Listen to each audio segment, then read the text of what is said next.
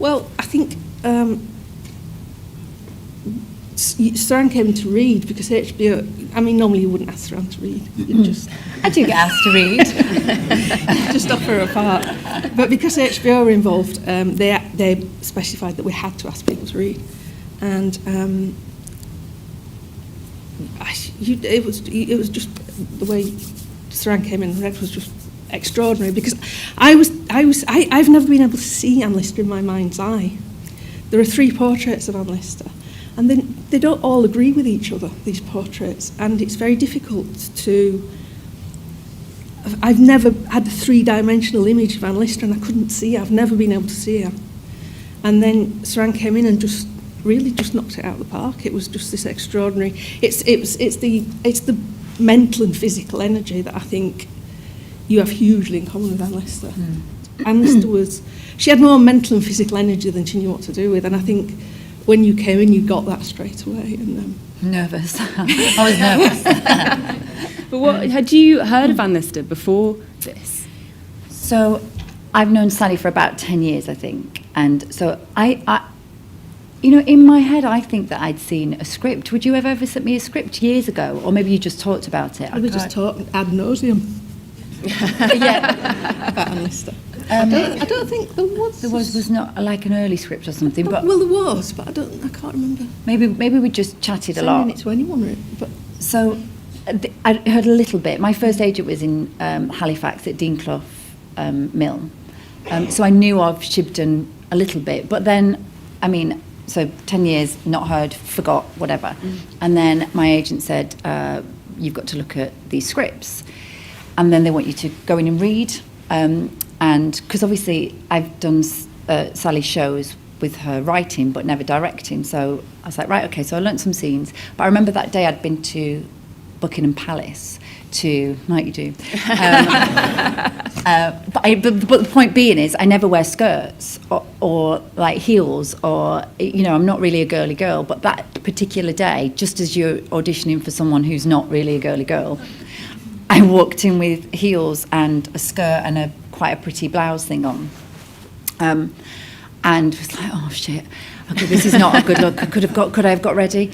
And then I remember you coming in. Do you not remember? I remember you said I'm going to have to take my shoes off. Yeah, because they were killing me by that point. And then you were saying, oh, I'm sorry, you're reading. But I thought it was a good thing to do for such a big part anyway, and also for us kind of getting our chemistry. We hadn't seen each other for a while. But as soon as Sally started talking about Anne Lister and the scenes, I was like, okay. But you did say, I don't know who I'm going to get to play this part, because and then you listed off a million things about her that this actress would need to be to play her. And then you went, anyway, do you fancy having a read? And I was just like, oh God, okay. But I think the important thing about this and the development of our relationship and my relationship to Anne, because then obviously my research began, which was a huge thing. But I think you'll probably agree that when you chose me, you were thinking I was a work in progress, because sometimes you get the part because you just are the finished product and you can then kind of like start to spin your plates and work on the dialogue. But I think whoever you would have got needed to then go, right, well, we'll start here. She's got the potential to, and then we worked on me to get me to where I was, because I don't think you could have ever have given the part to someone who was. But I think what was interesting fully cooked day was, for me, it was, as I say, I'd never been able to picture in my mind's eye, and then suddenly I could see that you could do it, and I think I'd written about 4 episodes by then, and for me it really helped when I was playing the part. It helps to visualise someone, and even if I don't know that person, if it doesn't end up being that person, it helps. So when you did that audition that day, the writing just took off. It was brilliant and fantastic. But we did rehearse quite a lot, didn't we? Yeah. We had, because you don't get enough time to rehearse in telly ever, and I'd asked for longer, so we used to meet each other for a couple of hours, once a fortnight, over quite a long period of time, and just talking about her and developing her mannerisms, and because there's quite a physical transformation. Even her walk is very fast and it's very kind of strident. Yeah, I've only just lost that. It's like my husband's here somewhere, but you kind of stick with things. So yeah, she walks very fast, and And Sally would always say, walk quicker. I'm like, the camera can't even see me, I'm walking that quick. Yeah, I know, but we need the energy, which became for you something that really moved the show along, because so I was shattered by the end of 8 months, but it just added to the way that it drove the story along in the end, and the mannerisms and the mms. Yeah, we talked a lot about the voice as well as the walk, and the manners. It was really fun. You get just some brilliant ideas, like that idea that she just gets a bit too close to people. Yeah. And she's always checking people out. She's like, by the end of a conversation with Anne Lister, you talk to her for 10 minutes and she knows what you had for breakfast and what your dog's called. And without telling, a bit Sherlock Holmesy, that she'd pick up lots of odd bits of information just by sort of looking someone up and down and getting a bit too close to them. And the more we spent time together, the more we were falling in love with Anne Lister as a person, and then you just want to get on set, and then you want to do more, and then you want to do more, and eventually you've got to say, right, let's leave all that and let's just do the scene. But I think that, and we sat together a lot and said, aren't we lucky to be doing this, because we were filming in Anne Lister's actual house, which blows your mind.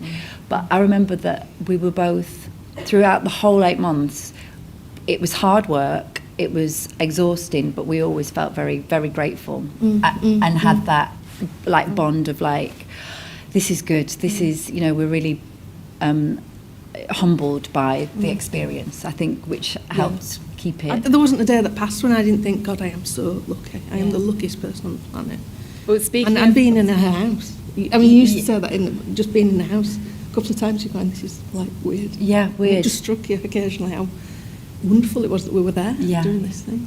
Should we see inside the house? Yeah. Shall we watch the second clip? Can I go and stand over there? Yeah, you go and take your... Otherwise I'm worried I'm in the way. That speech was about a page and a half long. I was going to ask Suranne how you felt when you got that through. Oh, shit. So at the read-through, that sounded like... it just sounded like an idiot was saying it at the read-through, because I couldn't even I was like, what? I couldn't make sense of it. And then... What's a curve? Yeah, exactly. What's a curve? What's a shilling? How much is what? What is a curve for the uninitiated? It's a little... it's a tub about that big, that long by about that wide, on wheels that they put coal in and trundle it out of the mine on. Yes. So I think with anything like that, you have to take the information, and then you have to learn the information. Just kind of make sure that you absolutely know that. So then you can have fun with it, and then you can start spinning plates and put the character back into it. So I think with that one, I wrote it out, and then I had it pinned on walls, just kept looking at it. So then by the day, I could. And everyone was so nice, because we had to shoot that quite a lot of times, didn't we? Just because you had to get everyone's reaction for it, and then the wides and whatever.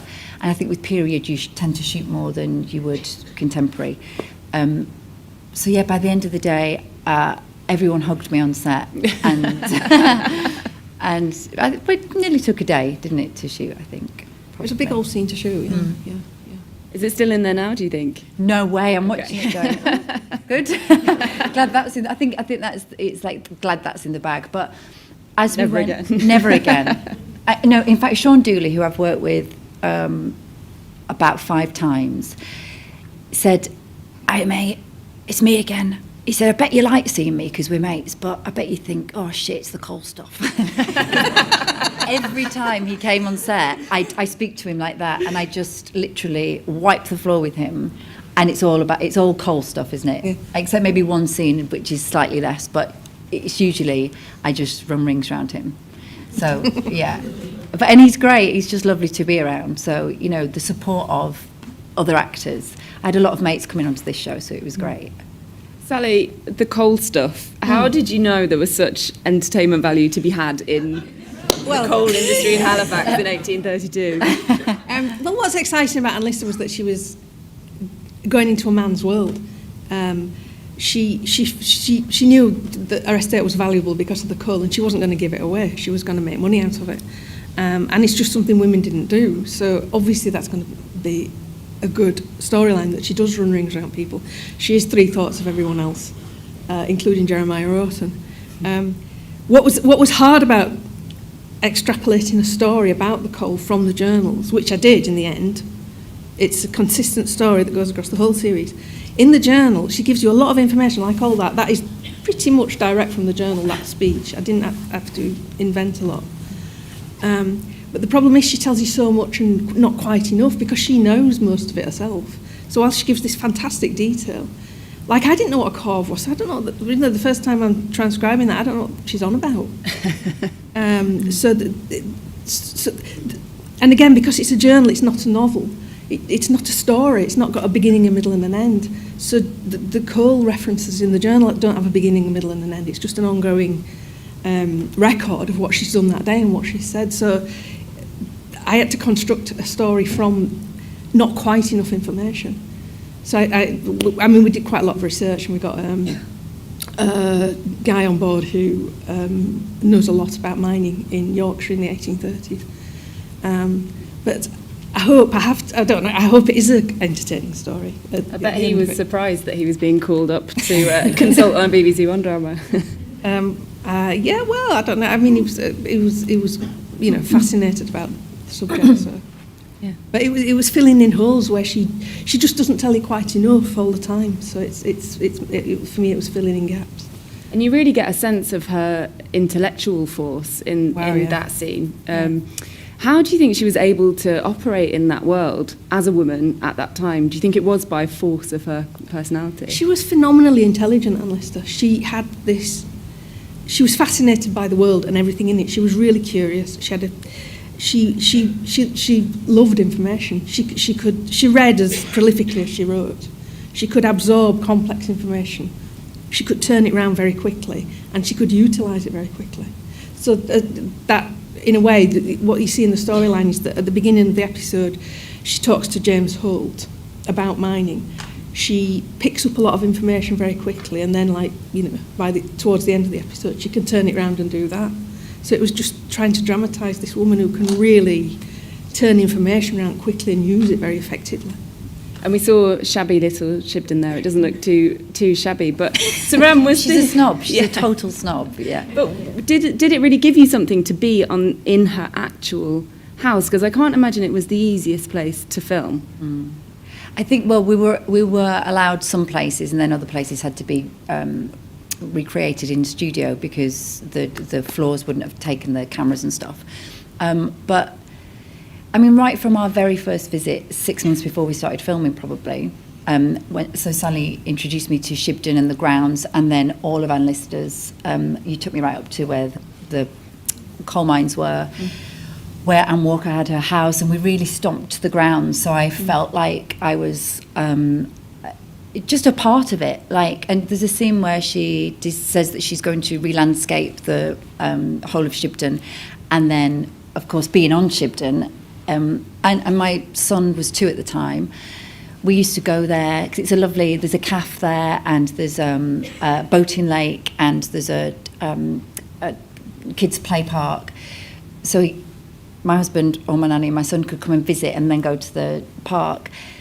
So I just being there was great, and he ended up calling it Mummy's Park rather than Shibden's Park, and I was like, quite right, yeah, let's go to Mummy's Park. And we built the chaumière on the land, which was a little shed, as Marion would call it, that she built for Anne Walker. So we could build that in the ground. So it was lovely. It was really magical. But I remember there's a land train, and so with tourists on that get taken round this, and this is the Shibden, and this is this, and this is the boating lake. But so I get a bit hemmed in. So at lunchtime, you're supposed to get where everyone can see you. You're supposed to get in the car and get taken down, away from the public, down to... I'm like, no, I'm fine. I'll walk down the middle. It's fine. And so I became like a bit of an attraction for the land train, waving at the people on the land train. So they were just like, is that... Yeah, that's Suranne Jones. She's playing Anne Lister, and she should be in, But I just felt like it was... I'd go straight down. I'm getting my lunch. Hope you got an extra fee for that. No, I've probably got an extra sausage or something like that on my lunch. Sally, how did you get permission to film at Shibden Hall? Because it's the first time, isn't it, that they've let it be used? Yeah, I think they've got the people who run Shibden now are very can-do. They're very, just very user-friendly and very, they were very excited about the project. I think in the past, people haven't been quite as open and excited about it, but they are now, and I think they realised it. Hopefully it will be good for them. Yeah. So they were great. They were very supportive, and they made everything available to us. So we did film. I think we had two. The only bits we couldn't film at Shibden were in Anne's bedroom and in Anne's office, just because the fabric of the building upstairs is so delicate. So everything downstairs is real, and again, it just added to the quality of the show that we could follow. We used Steadicam a lot, obviously, to keep up with Suranne because walking so fast, which again gave a real energy that we're often behind her, we're often following her from room to room, right from outside through the barn, through the courtyard, through the house. So it gave us a real. I just think you get a really strong sense that house is such a character, and it really comes across on screen. So they were great to work with. They were wonderful. Should we go back into the house and look at the final clip? And let's see Anne with her family and how she eats with her family. Suranne, how much time did you spend arguing with Gemma Whelan? Well, Gemma is so funny naturally, so kind, so supportive, so good to be on set with, so generous. Like, she spends all the time saying, that was really good. Like, she's just a joy to be around. So I think because we got on so well, and I have a little one, she has a little one as well, so we just bonded, and you can then be as horrible to each other as you like because you've got a nice friendship. But how much time we spent around that table was more to the point. So all our family, so universally, everyone can see that's, you can relate to your own family sat around on a Sunday or whatever, and or at Christmas, whether you love or hate them, which is what Sally does amazingly. She kind of roots us in this really dysfunctional family, and. But the thing is, Sally always wanted the authenticity of us talking over each other and passing things and dropping things out of our mouths. And so once you've got that set, you then have to repeat it a million times. And there's two older actors there as well that, sometimes you have to get it done quicker than if we had younger actors around the table. So it was quite a challenge, but always fun. I mean...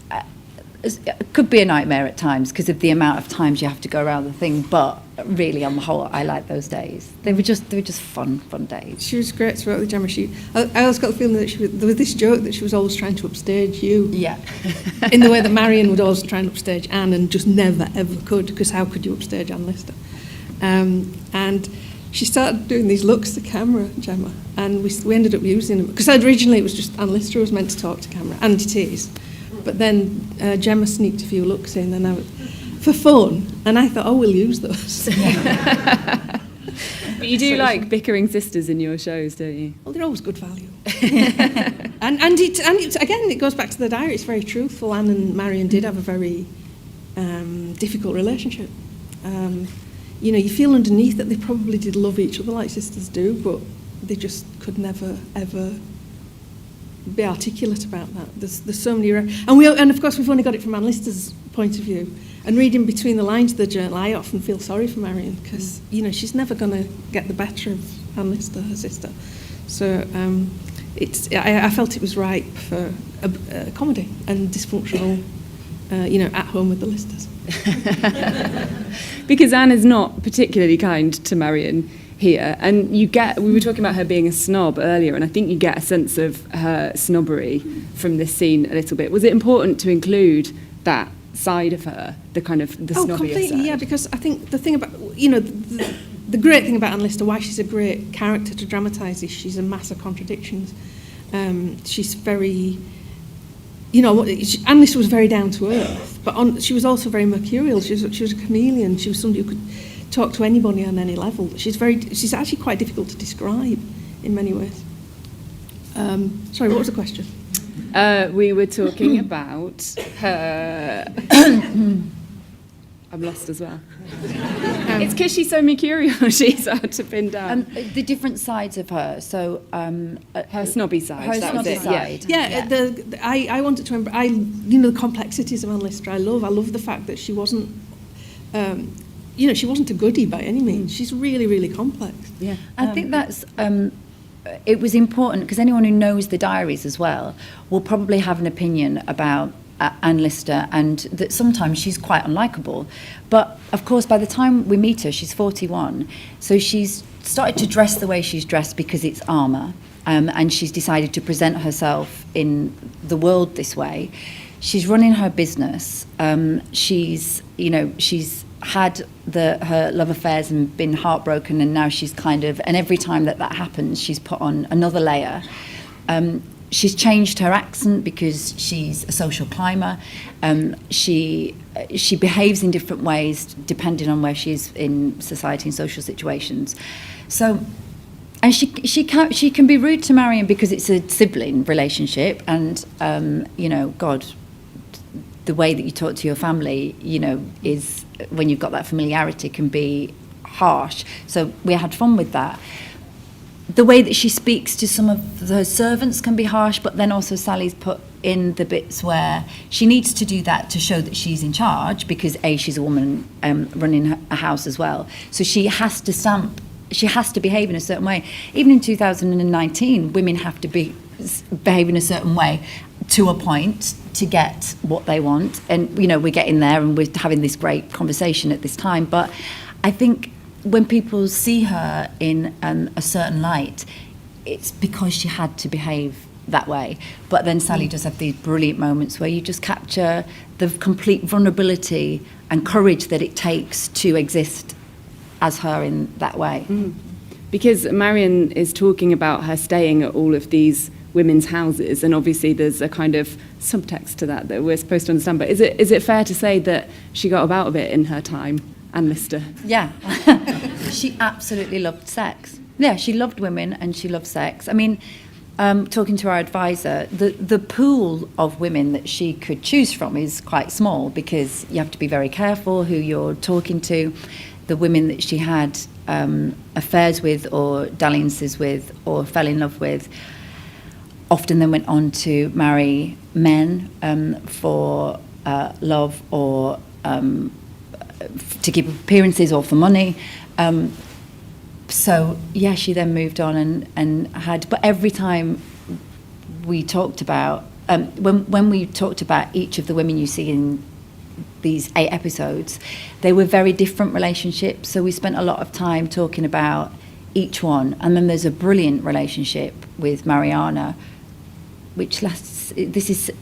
had they known each other for 17 years by this point? Yes.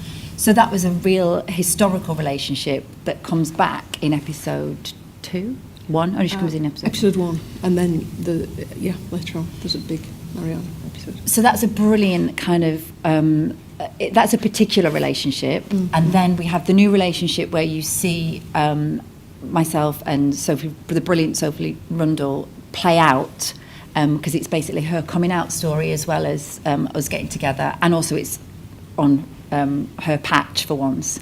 And then we see Veer Hobart, who Anne Lister is running away from, and that's why she's coming back to Halifax. And that one went completely wrong. Sally will be able to tell you a bit more about that, because she thought she was heading into a relationship with someone of a high class, and she wasn't interested in women, was she, actually? She wasn't interested in... Via was fascinated by Anne, but not in that. But not in that way. So the story actually starts in episode 1 when she's coming back on the High Flyer. Anne's come back from Hastings, where she's had her heart broken. She was absolutely besotted with Via Hobart, and we see a bit of what happened in retrospect, where Via, like a lot of Anne's lovers, not that they were quite lovers, Via and Anne, takes the conventional route of marrying a man, and Anne's left devastated, absolutely devastated. And that's where we start the story, when she comes back to Shibden. How was she able to live this life at this time in quite such plain sight, do you think? It was a combination of I think it's largely her intelligence, her ability to negotiate very skillfully through society, to run rings around people, to not allow people to challenge her over it. And she was very true to herself. You know, she could have, and it's kind of discussed in episode 1, she never contemplated a lavender marriage, ever. She knew she wanted to be with a woman. And the other thing as well is that there wasn't language for it in the way that we have a lot of language now. You know, the reference, I mean, the title Gentleman Jack meant dyke, lesbian. Right. So it was either very vulgar language like that, or very sort of posh language like wintering in Rome. Things like that. So nobody could actually call her out on it. And if they'd got anywhere close to it, she would just run rings around them. She was a great conversationalist. She was very charismatic, and she was just unusually clever. Why do you think it's taken so long for her to be celebrated as who she was now? I think because people haven't been aware of her. I mean, as I say, when I used to visit Shibden in the 1970s as a kid, there was no. I don't recall any references to Anne Lister. She wasn't somebody that they showed off about, and I became aware of her. I can't even remember the first time I heard her name. I became aware of her very, very gradually, in the 90s, and I think she's been hidden away. She's been not shown off about until now, and the time is just right now when we do talk. The conversations about sexuality and gender are just becoming more. Everybody's just able to be articulate about things like that now. And it seems both of you have spoken about how much of an effect Anne Lister herself has had on your lives. Suranne, do you want to talk about? It must be very inspirational to spend that much time as someone so extraordinary. Yeah, and I think, I mean, the whole the 8 months that I spent in Yorkshire, you come out the other end feeling like, I mean, obviously, we talk about her love affairs, and it's a great celebration of a lesbian woman. But I think besides from that as well, what she was doing at that time, she was so. It's a lesson in courage, in being authentic, having a voice and using it, standing up for yourself. There's a message within class there of how everyone has a right to be educated. She's so, the more you delve into her, and then on top of that, the fact that she got married in 1834, because she was, the talk in the diaries are of wife and wife, and she absolutely knew that that's what she wanted. And as Sally said, there was no, lesbian wasn't a word then, there was no community, there was no blueprint for what she was doing. She was just being herself, because that's what she says nature intended. She could only love the fairer sex. And as you're playing her, you just become aware that you have a right to be a person, and you have a right to be who you are, regardless of your sexuality. And we talked a lot about how uplifting and how I've done a lot of shows, if you know my work, I'm sure you know, that are quite dark. Dr. Foster was about betrayal and that sticky stuff within a marriage. Save Me and Frozen were about paedophilia and losing a child. They're very dark subjects, which of course we're all drawn to. You know, me and my husband just started on series 3 of Line of Duty. We're addicted, Scott and Bailey. You know, we all want to know. I understand why that's so popular, but with this, it's I think whether you love it or hate it, you go along with a person that, as you're watching, goes, I want to be a bit more like this person, and she kind of teaches you how to. And I've started a diary as well, which is something I never thought I'd do, but I've been doing it since Christmas. Are we going to decode it in 200 No, because it's really boring. My diary is really boring. Start with the temperature. No, but I should do. But it's dull when you write a diary. Like went to my coffee shop, gave my son, you know, ready break. I mean, and then every now and then you'll get a bit of juice of, like, you think, oh, I'll write that about this person, whatever. But it's, yeah, you can't say enough about how inspiring she is. And I remember an actress on set said to me, "You should be more like Anne Lister because it suits you." And I think that's because I know I talk a lot when I'm nervous and I'm in front of people, but I'm quite a shy person, really, and quite a private person. But I think she just can teach us all a lesson or two, regardless of sex and with gender, like Sally said. She just challenges that. Even back then, if she was sat here now in 2019, we'd still say, "You're a fucking amazing woman." Like, oh my God. And I think that's the point of her. Just to add to that, one of the things I always think about Anne Lister, and again, it's reading between the lines of the journal and, you know, being familiar with it over a long period of time. One of the things that I've always think about her is that she enjoyed really good mental health. And this is what people often say, this is an insult about people, but I don't think of this at all as an insult with Anne Lister. She had a really good opinion of herself. She had a really healthy sense of her own self-worth. And I think that's something I like to take away from Anne Lister. You know, we could all do with a dose of that. Yeah. I think we should open this up to the audience. And I should say as well that this is on in May. We can't give specific dates, but it's on very soon. So if anyone has any questions, raise your hand and we'll bring the microphone to you. It was a 90-minute single and it covered her whole life. So there's just too much to say about Anne Lister in 90 minutes. We've covered just under 2 years in 8 hours. And even then we've had to leave a lot out. So I felt it was too... I mean, it was fine. I'm not sorry, I'm here to criticise it, but it tended to look at the earlier part of her life in a bit more detail before she inherited Shibden, when she was just being a bit of a one with the women, which is fine. But when she inherited Shibden, she just became a lot more complex. She was spinning a lot more plates. She was doing a lot more things, and the more she had to do, the more adept she became at it. So for me, Anne Lister's always been a lot more fascinating after she inherited Shibden, and I think they kind of skirted over that. And Anne Walker was just a kind of afterthought towards the end of the drama, where it was just Anne Walker and Anne Lister potting around in a potting shed, as far as I recall, together. And you know, these are two women who explored Europe together. You know, they explored the most outrageous, outlandish places in Eastern Europe, and so I mean, I think it had just a different agenda to what we've done. I think and I think the person who wrote it didn't know the journals. I mean, if you get a second series, will you take them off to Europe on these adventures? Yeah, God. I mean, there's a lot more. Yeah, there's some really exciting places to go if we did get another series. That I don't want to spoil the end, but where it ends, it's where things really start to take off. So I don't really know. I mean, I find women. I love writing for women. I find women heroic. I think women are really heroic. I think they, before they even start, they have so much more to deal with than men. Sorry.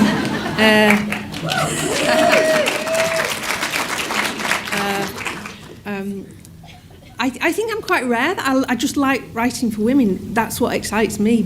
I am a woman. I'm inside a woman's head. So, for me on TV, you often don't see characters explored as well as I want them to be explored, and that's my job. I can explore them as well as I like. So, I create characters who I want to see, who I personally want to see on screen. Well, so we're on series 3. So we've just finished because everyone just said how brilliant it was. Me and my hubby said, and also Lenny was in series 1, and I'd promised him, and Save Me is up for a BAFTA, so before I see him again, I had to watch it, because I can't bear to say to him again, I will watch you in it. So we started again. So I don't know, but it's brilliant. Have you seen it? Yeah. My hubby says, shut up, because it's a cop show that affects you, and you just want to be part of it. I think Jed's a brilliant writer, Yeah. So get your agent speaking to chairs then, I think you'd be Well, brilliant she's at that. here, yeah, she could talk to some people and see if I can get in that. But yeah, it's great. And like I said, cop shows are great. People just love them. I think we've run out of time, sadly, so there's no time for any more questions. But please join me in thanking Suranne and Sally.